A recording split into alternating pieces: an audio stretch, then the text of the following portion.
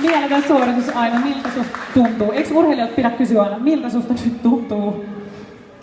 Ihan hyvin meni, et... Ihan ok. Ihan ok suoritus.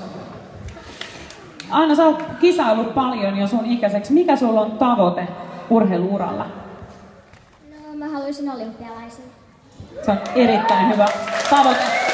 Annetaan isot aplodit ja otetaan Ainon pisteet.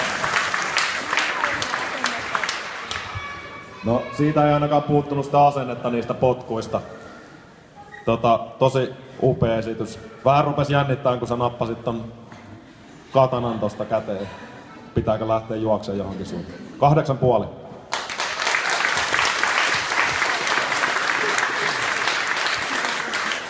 8,5.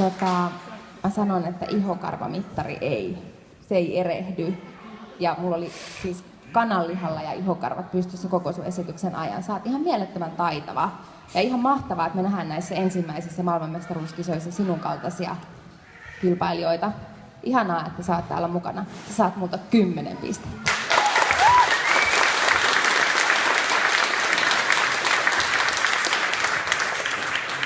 Tuossa oli puhetta niistä olympialaisista, niin kyllä väkisinkin tulee mieleen tällaisen esityksen jälkeen, että onko tässä tuleva seinäänpotkimismaailman Michael Phelps. Siinä vaiheessa, kun katanaa tulee tolleen tuohon framille, niin kyllä alkaa jo miettiä, että oliko se purku jo tänään, kun se alkoi toi seinä.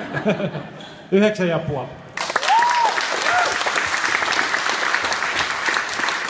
Kiitos Aino. Meillä on voittajat selvillä. Otetaan kaikki kilpailijat lavalle. Maija, Heta, Aino, olkaa hyvä.